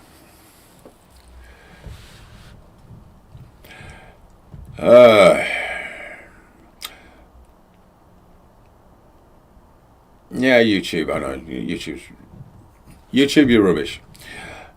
Some teams think they are, George, at their principle, but they are not. They're terrible. Yeah, they are. But you know what, George? That's because there is no rule book and they're all learning off of TV and other groups who are doing shit wrong. You know, I mean, I've worked so goddamn hard to step away from what I call public paranormal. Like I said before, because I don't want to be associated with all the rubbish that goes with it. And I achieved that. It doesn't always make you popular. You know, groups have got their instilled beliefs and their evidence and this and the belief structure, and you come along and say, yeah, you know what, no, that's not right. Unsubscribe. Because they are not objective and they are not open to other interpretations of the work they're doing or the results that they have attained. That is a mistake. I don't profess to know everything about everything, but I know a lot more about a lot of things than a lot of people because of, you know, and not to put too fine a point on it. Therefore, people should take notice, listen, and restructure their thinking sometimes. Even if they're putting evidence out, let me look at this with fresh, objective eyes. Yeah, if it wasn't someone in the paranormal field into this ghost thing, watching this or hearing this, they'd probably go, yeah, okay, yeah, maybe it's not as good as I thought it was. Maybe it is. Maybe it doesn't say that. Maybe that is audio pareidolia. Maybe that is visual pareidolia. Yeah, so maybe I shouldn't claim it is something factual when it probably might not be. That will go a long way to mending and fixing the problems within the paranormal community. Okay, right, I'm going soon, guys. Because, like I said, I'm winging it. Right, Athena, did I not reply to that? I sent you the link to the missing boy here, big cold case. I am, Athena, currently working a cold case which was featured on Unsolved Mysteries, which was deemed a suicide, which I now know is not a suicide based on information obtained from Becky. And on that particular cold case this year, it is my full intention to go down to the location where this not suicide happened and start sorting stuff out, because you know what, we've got the ability to do that, and it means that there's a perpetrator that is free at large and basically got away with it. And I'm fully intent on nailing this guy. And you know what, I have already got information about a certain truck, a certain this, a certain that, and it's on the back burner at the minute because of the time of year, everything that's going on. But I'm going to get down there, I'm going to get on this case, and we're going to crack this case. And it's like Steve Merrill said, yes, you know what, Don, you only need the one. And if I nail this one, I can guarantee you every law enforcement in the country is going to say, hey Don, can you help us with this? I found a genuine hunter does not mind being debunked and wants to find a real reason for something happening. So it, absolutely. Athena, again back to you. Yeah, I am going to I will look at that again in more detail later on in the year. George, heaven may be the label for something we just can't rightly comprehend. That's exactly what I'm saying. Athena, I think spirit is the regular way of being, and this is like school or hell depending on your life here. Oh, trust me, this is hell. Oh my god. Do you know what? I'm a great believer in taking a positive out of a negative. George, people who unsubscribe seem to me won't name who was faking their own evidence. He and his mob got my YouTube channel terminated. Wow. Yeah. I actually, years ago, I had someone threatening to take down my YouTube channel. I said, good luck with that. Go for it. Never heard anything. Do you know what? Just the one thing that drives me absolutely goddamn crazy is people. I find them fascinating subjects and frustrating. You look on anything, people no longer just want to have their opinion. Have you noticed over the years, about 20, 30 years ago, people would have an opinion. Okay, social media was pretty much down there. Everyone would have an opinion. Now they don't want to just have an opinion. They want to attack people as much as possible. Humans are just so uncoordinated and violent, and their minds are so susceptible to things, so weak. It's incredible. I've actually started using Google Chrome now because I got fed up with seeing all this shit popping up on Microsoft Edge every day when I put the computer on. I'm not interested anymore. People are a majority, unfortunately I would say a majority of people are confrontational, conflicting. And some people do this all the time because that's just who they are, because that's who they want to be. Life's too short. I've spoken about this so many times. I'm 57 in April, the 9th. Waiting for the cards, guys. No, but, you know, my mum's really ill. She's in her last days. I know that already. But if I just go back 10 years, 20 years, and I think, wow, how did I all of a sudden become nearly 57? Wow. And then there's people that I know that will die in at 50, 45, less from things. And this is why I've always said, you know what, just be the best. I'm not going to go over all the old ground, because I get pretty deep. Appreciate every goddamn day, everything around you in nature. You don't have to take shit. I don't take shit. God damn, I don't take shit. But you know what?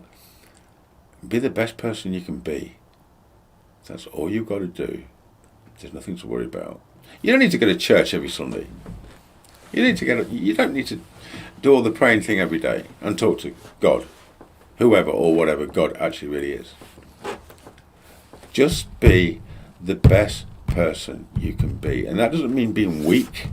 Trust me, I'm not weak. I'm a very compassionate person, but I'm not weak.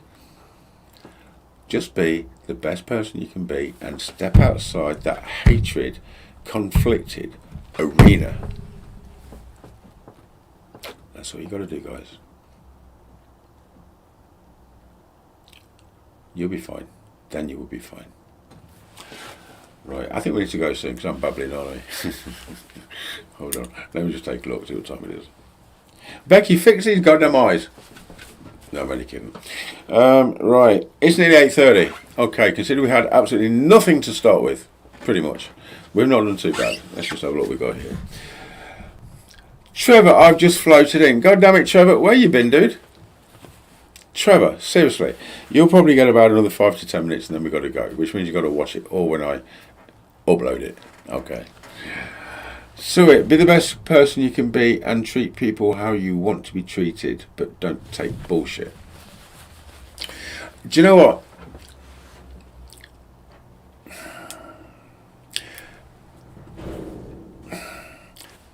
Part of what I do is I feel people. I can walk past a person and I know if that's a good person or a bad person. I don't, confession, I will never automatically treat every person I encounter the way that I want to be treated. Because apart from some people seeing that as a weakness, there's a lot of bad people in this world. I am kind, I am compassionate. I mean, in fact, you know what, the other day, I saw a guy, big sign outside the store. Hungry, anything helps. Okay, I looked at him. He just looks down on. He looks a decent guy, down on his luck. So I went into the store, come out, I drove around, went through McDonald's.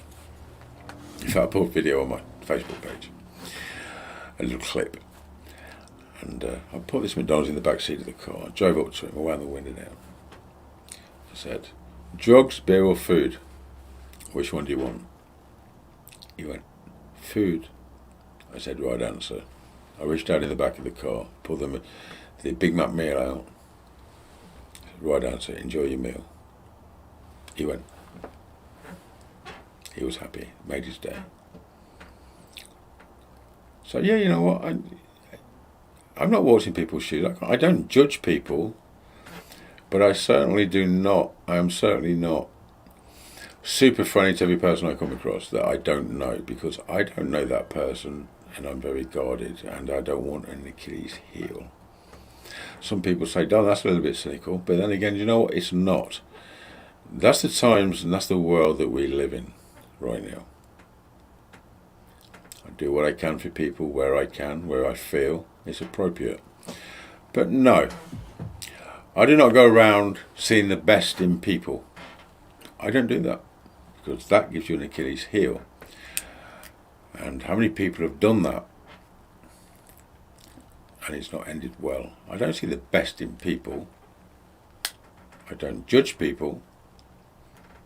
I think everyone deserves a chance, and I just take everybody on an individual basis. But no, I'm not into the seeing the best in every person that I come across, because people are deceptive, people are cruel, and life is cruel too. Right, lecture sermon over. Let me see what we got here. Follow your gut. Yeah, that is what I do. And do you know what? It's served me really well all these years, and it's never let me down yet. Some people will not treat you like you would treat them. No, they wouldn't. There's a lot of manipulators out there. Very clever manipulators, trust me. And do you know what? I worked in probation, and I've dealt with murderers, I've dealt with people on drugs, I've dealt with people with alcohol problems. I've dealt with people with self-harming, people with seriously inflicted mental conditions. I've dealt with a whole array of people. And sex offenders. I've even dealt with them. I'm not going to even go there. That was a tough part of my job. Hold on, is this out of focus? I've had a lot...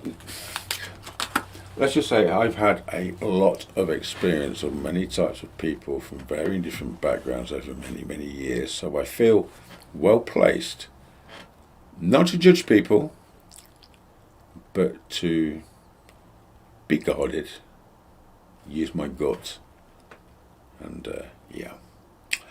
Right, next week, what are we going to do on the Supernatural Files? I'll tell you what we're going to do. I did an investigation a couple of 3 years ago at the Oxford Saloon, which was going to be part of the Supernatural Files, and maybe, I'm not sure yet. So I'm going to take you through some of that investigation, incredible investigation. That would be good, because, you know what, guys, there's no big secret. Don's not been out and investigating for the last, I've been here for a year, and then I've took my life out before that, for a couple of years. So am I struggling on content apart from old stuff? Pretty much. I've done nothing for 2 years on that front.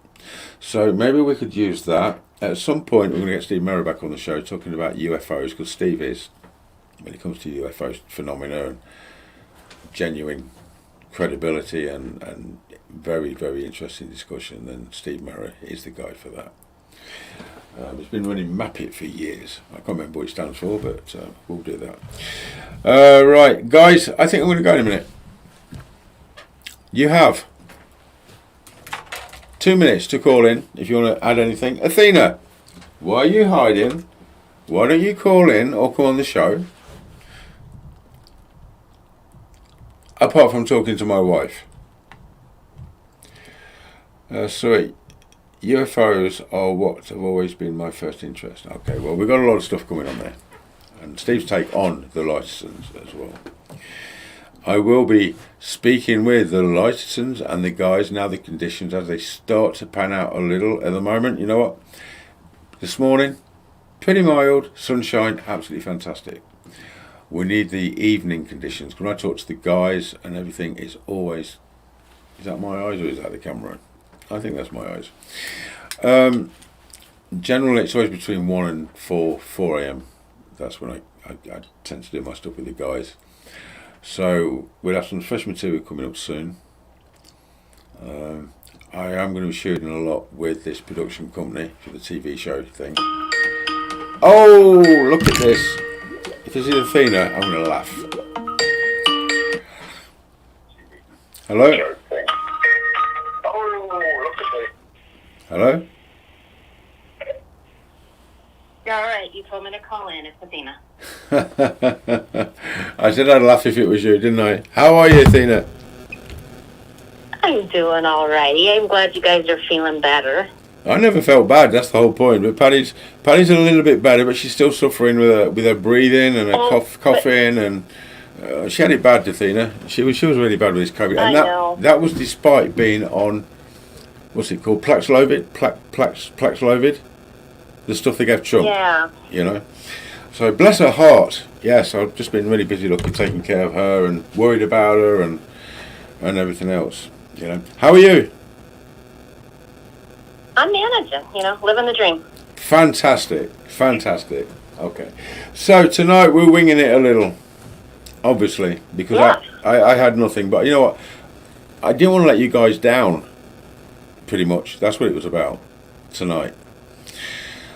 So I kind of looked and thought, yeah, let's do some stuff on the old investigation in the ITV Studios. And I thought tonight would only last maybe about an hour or something. So are you just calling to say hi, or do you want to make a statement or question or experience, or?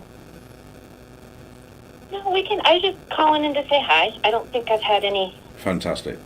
too big of experiences myself lately. Not that is anything that most people don't have in that waking and sleeping hours, right? Right. So, Athena, how did you get your interest in this subject?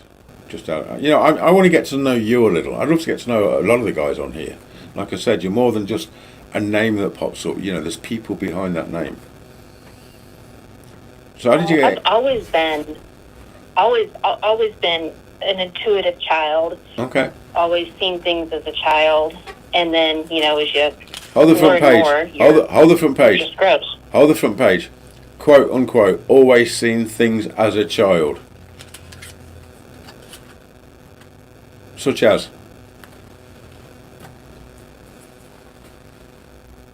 Athena? Such as. Yeah. The typically what I would see as a child were they wouldn't be scary to me now, but as a child, probably more negative entities. I told you my brother had the imaginary friend named Michael. You did. And then as I got older, when I was really little, I saw my great-grandfather, and then when I got older, my great-grandmother that died on my birthday. Wow. I started having communications with her, and then had an actual ghost that would appear in one of our houses for a while. And then, just it's the things normal people have. When the doors slam and you hear a little kid calling mommy that nobody's home yet. So, what do you think of the way such experiences, like you just described, are perceived by the general public and science who have never actually had any experiences? Do you think they're too easy to diss it all as imagination or alternative explanations? Well, I think it depends on how you were raised. Like, as far as public's perception goes, there's a lot of people that are incredibly religious, just like I was raised incredibly religious. I wasn't religious. My parents were religious, and everything was demonic, right?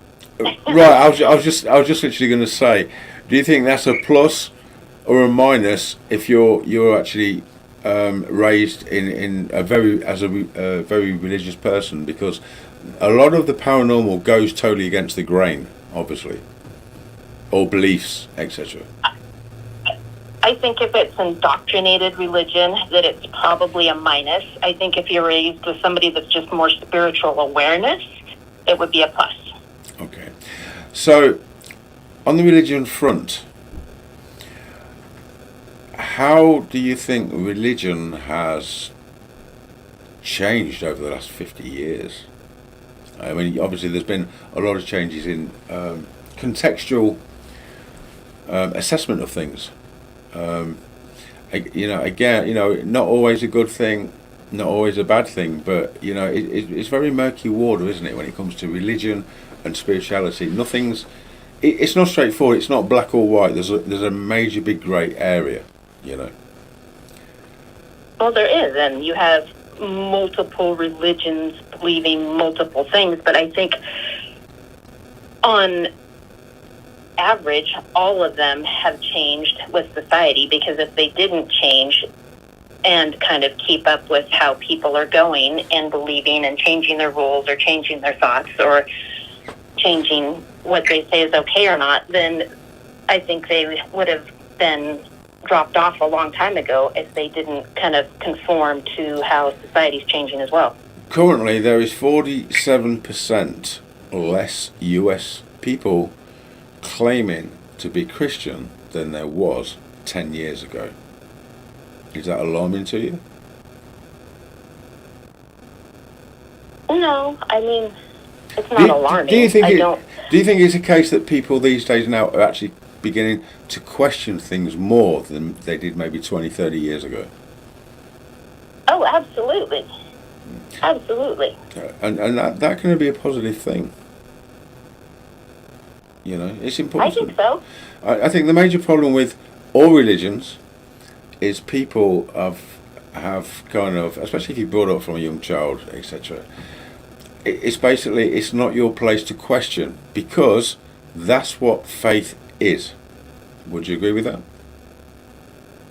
Oh, not only that, but I think if there's a lot of them that where the control comes in, and you not only you don't question, but you're going to believe exactly what we tell you, and if you don't do it, you're evil and you're bad and you're going to go to hell.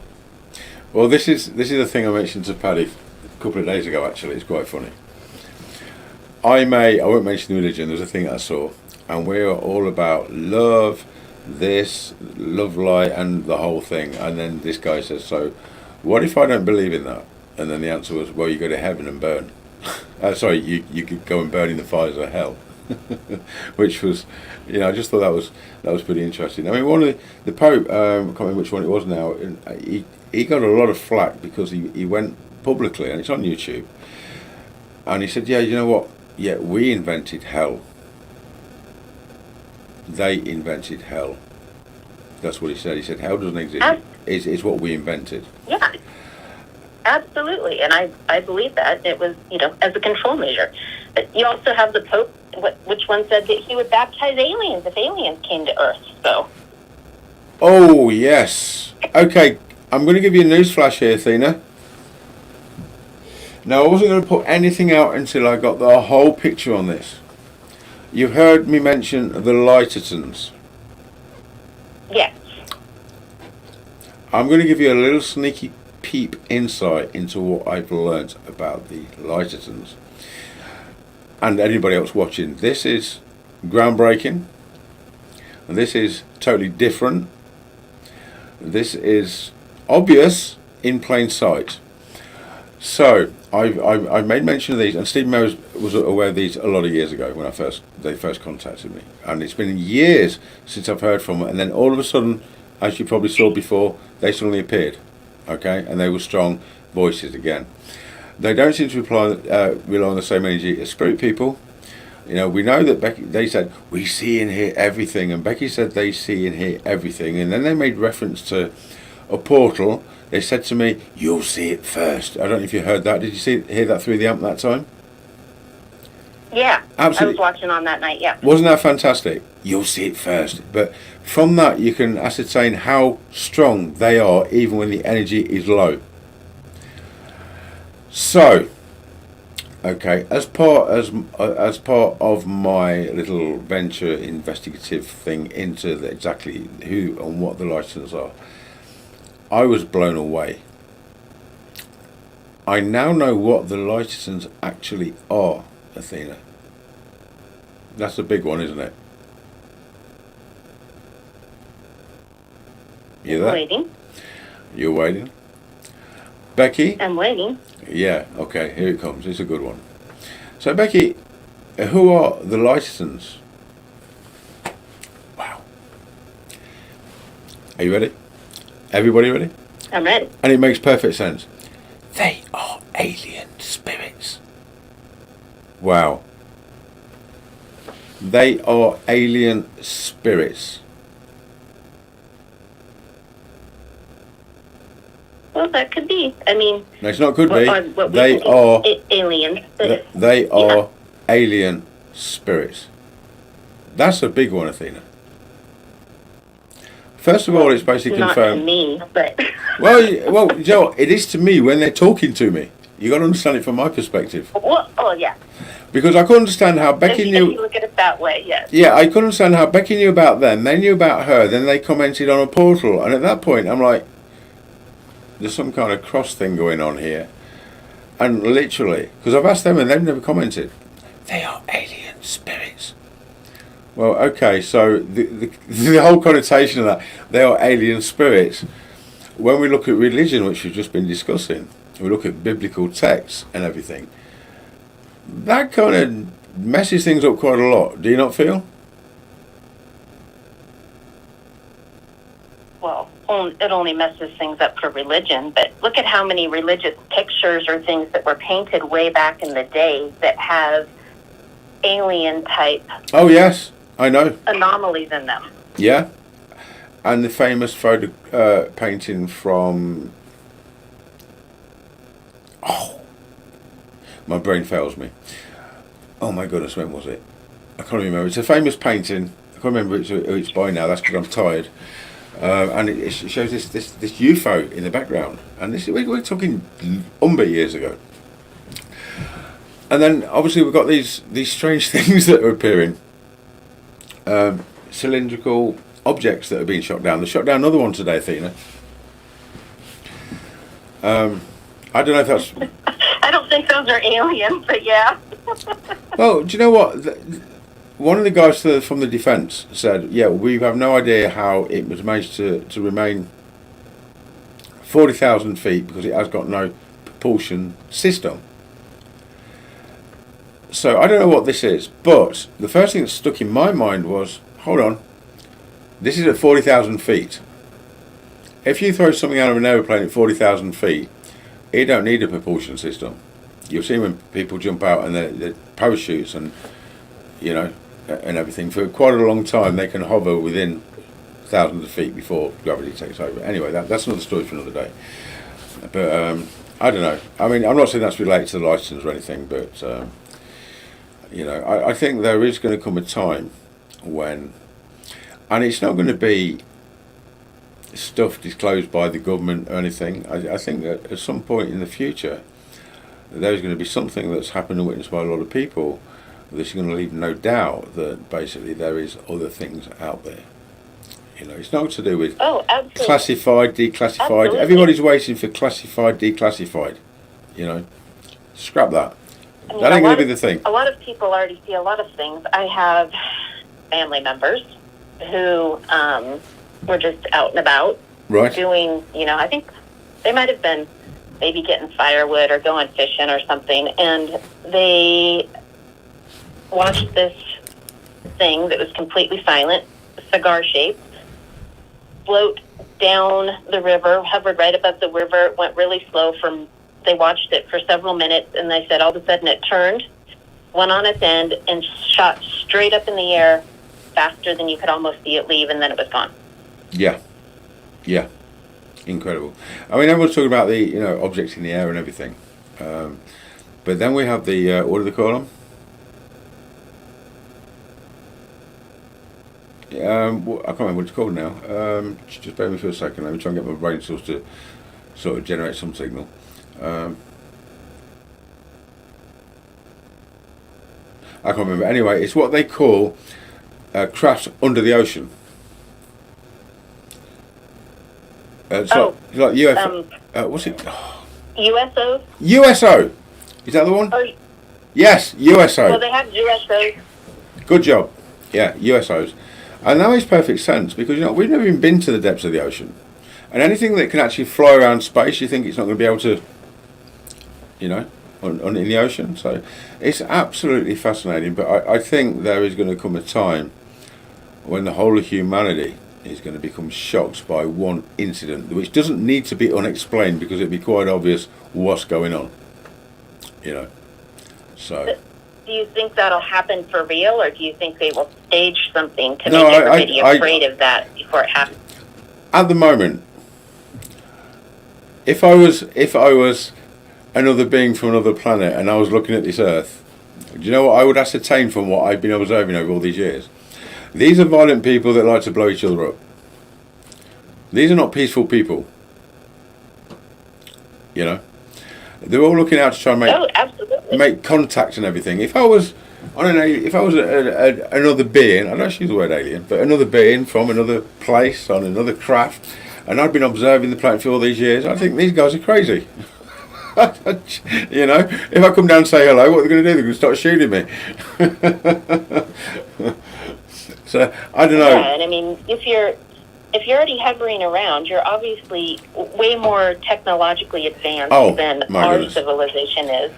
And if you're coming here and you have been, you're not violent. You're not going to hurt us like we think we need to go hurt everybody else. But, you know, I think at the same time, like contacting individuals like yourself or other people telepathically, or, you know, because thought is so instant, at least there's that.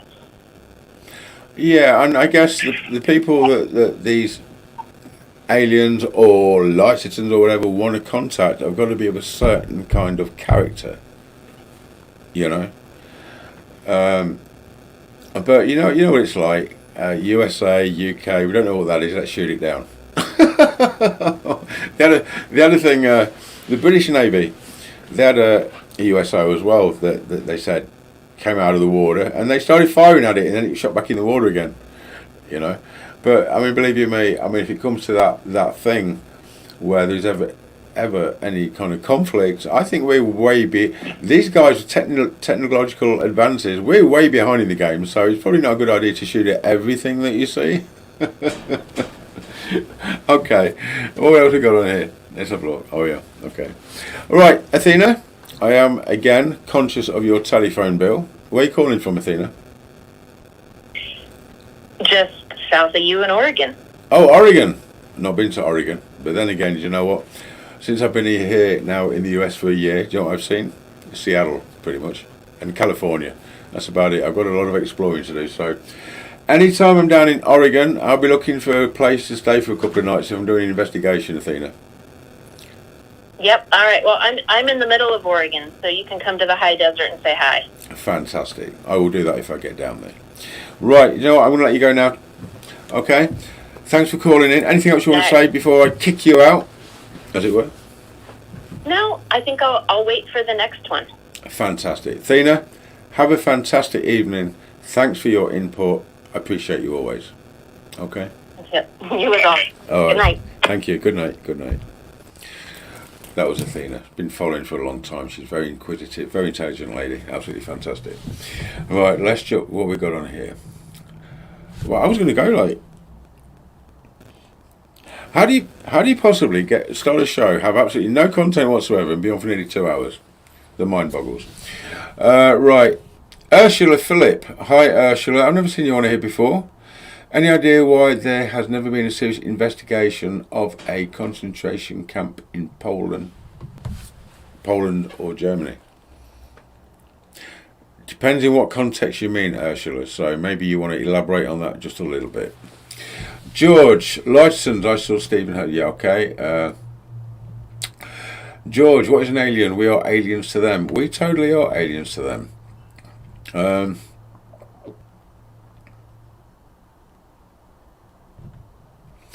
It's like asking who has an accent in the US. You don't, but in the UK. Oh, okay. Sorry, I don't think we're talking about the Chinese balloon. No, we're not talking about the Chinese balloon. Crucifixion of Christ 1350. That's a whole new story. 2 UFOs are seen on both top corners. So it's late night 40. Oh, that's the picture.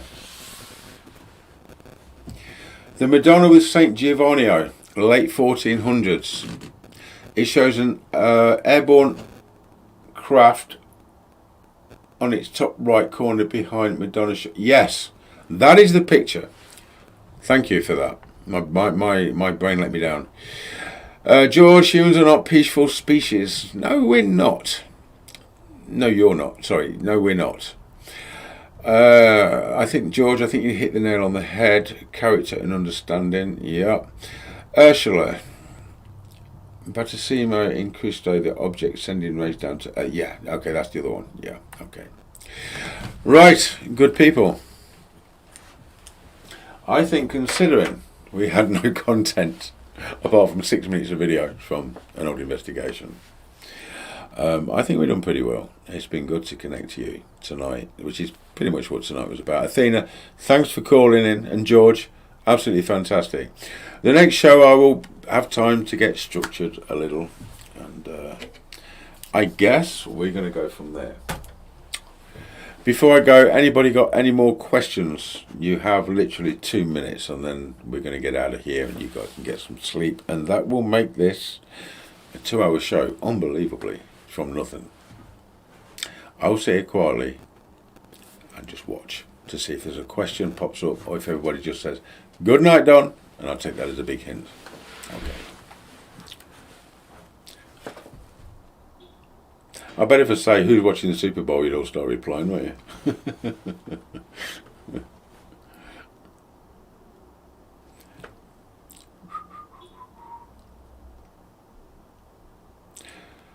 5, 4, 3, 2, 1. I guess we're done. Okay. Right, guys, I'm going to go. Again, as always, love you guys. Thanks for your input. Let's hope we can get more subscribers and more people on here, because you know what? For the goddamn work we're doing and the information we're putting out. Oh, hold on a second. Just as he was ready to disappear. Probably Paddy said it's time to get to bed, babe. Let's see what we've got here. Oh, it's Athena. Oh, she sent a photo.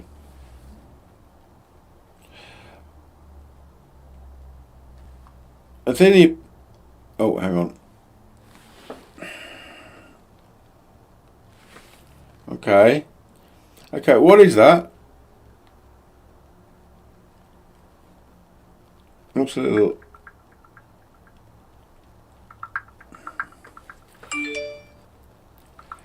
I drew it. Okay, but who or what is it?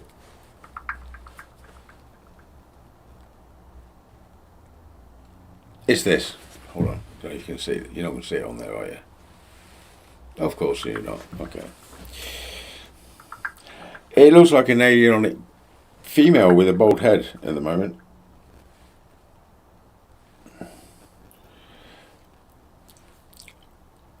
She was in my room. I don't know. She was blue. Okay.